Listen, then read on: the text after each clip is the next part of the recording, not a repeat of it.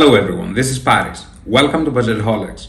In today's video, we're going to go over the 5 best dividend stocks to buy in July. Dividend stocks are a great way to either retire or generate another source of income. If you're looking to grow money that you're not going to tap into for the foreseeable future, maybe growth stocks are a better way to go. If you're into personal finance, investing, and wealth building, please hit the like and subscribe button as this helps me immensely with the YouTube algorithm. In return, here's a picture of my cat resting after a hard day of study. Without further ado, let's jump right into it.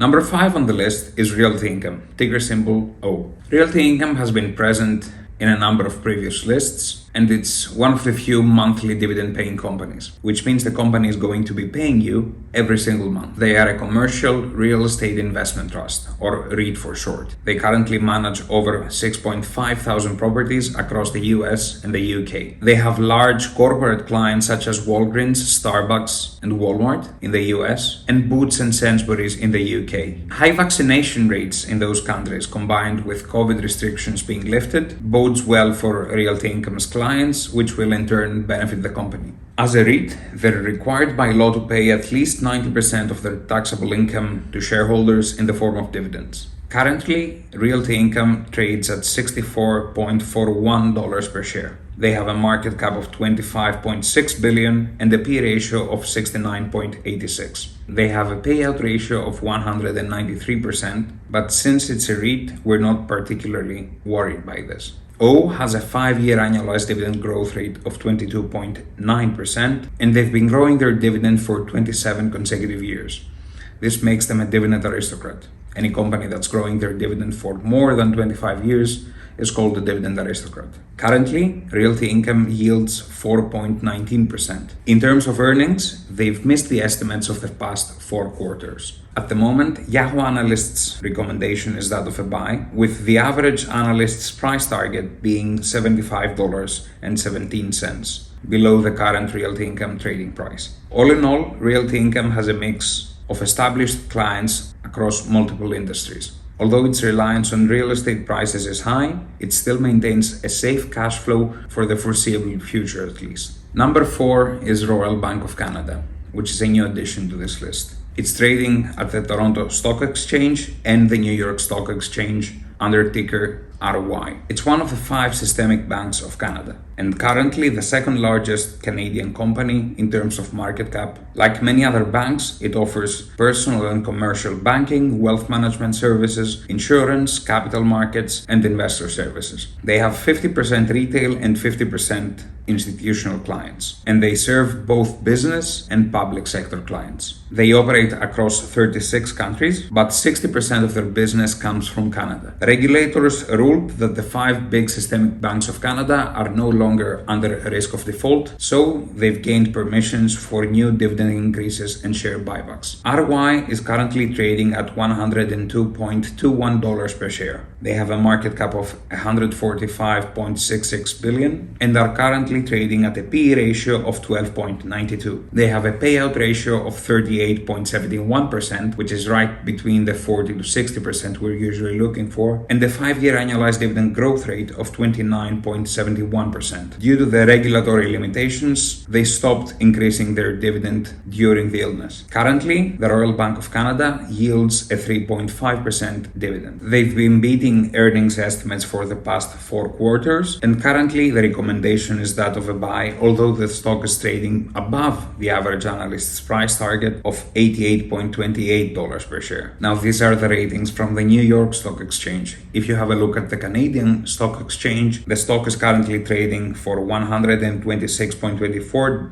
Canadian dollars per share, while the average analyst's price target is $136.95 per share. The recommendation is still a buy nonetheless. Royal Bank of Canada is a long-standing financial institution that's viewed by both consumers and institutional investors as a safe asset to park your money in without them having a reputation of making too many shenanigans. Number 3 on the list is Pfizer, trading in the New York Stock Exchange with ticker symbol PFE. Pfizer is a global pharma company operating in 2 business segments.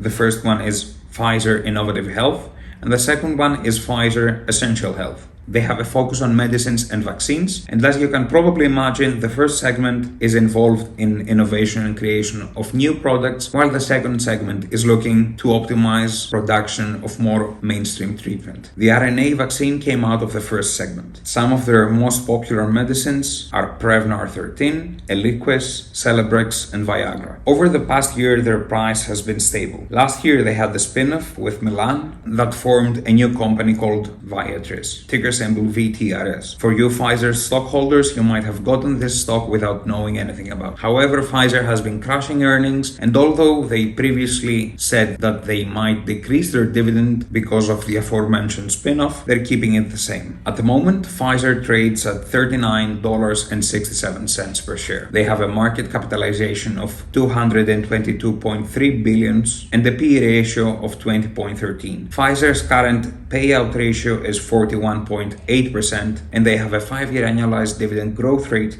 of 1.79%. As I mentioned, they didn't increase their dividend, which currently yields 3.93%. Although Pfizer missed the estimate earnings per share in Q4 2020, they've been beating other estimates consistently. Currently, the recommendation is that of a buy, with a stock trading below the average analyst's price target of $42.97 per share. Pfizer is one of the largest pharmaceutical companies out there, with a large range of both innovative and mainstream products. This is why I have a long position in Pfizer. Number 2 on the list is Verizon, trading in the New York Stock Exchange with ticker symbol VZ. Verizon has been present in a number of previous lists, including February's, April's, and June's.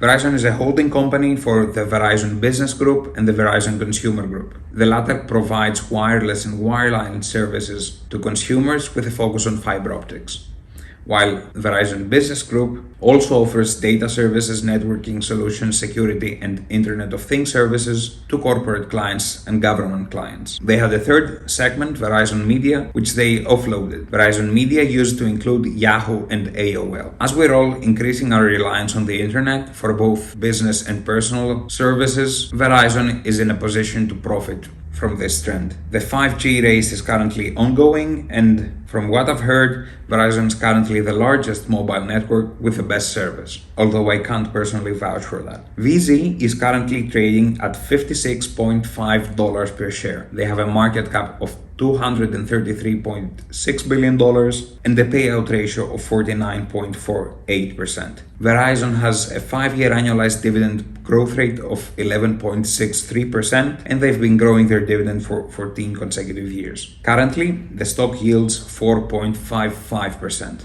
Verizon has been beating analysts' estimates for the past 4 quarters, and currently the consensus is a buy. The average analyst's price target is $60.32 per share, while the stock is trading $4 below that. Within telecom investors' portfolio, Verizon has been on a head-to-head battle with AT&T. However, while previously investors were split investing in both stocks, the market sentiment is that Verizon could outperform AT&T significantly. At number 1, we've got Microsoft, listed in the Nasdaq with ticker symbol MSFT. They're a technology company that offers software, services, devices, and solutions for both consumers and businesses. Some of their most popular products include the Windows Phone,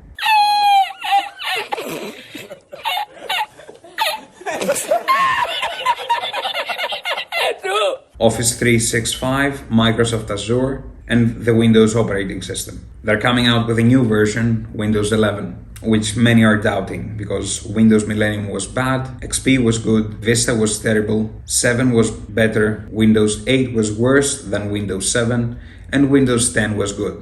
So what's your expectation for Windows 11? Also, moving their start menu in the middle reminds me of another desktop operating system. Currently, Microsoft is the second largest company in the world and third largest asset in terms of market cap. They surpassed the $2 trillion market capitalization in the end of June. Microsoft is trading at $277.85 per share. As I said, they have a market cap of over $2 trillion with a P/E ratio of 37.79. They have a payout ratio of 29.16%, and a 5-year annualized dividend growth rate of 62.06%. They've been growing their dividend for the past 11 years, and they currently yield a dividend of 0.81%. They've been beating analysts' expected earnings for the past 4 quarters. Currently, the recommendation is that of a buy with a stock trading below the average analyst's price target, $298.92 per share. Microsoft is both a great dividend stock as well as a great growth stock. And if you've been watching this list, you'll know why I prefer companies that are both. This was the list of the 5 best dividend stocks to buy in July 2021.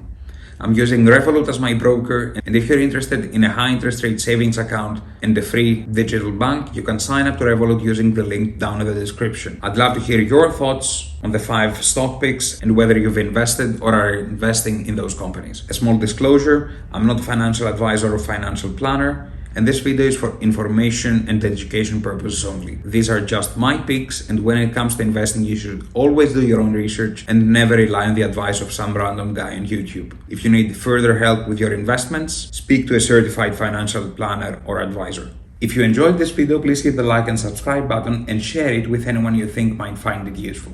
Until we meet again, don't stop investing. Cheers.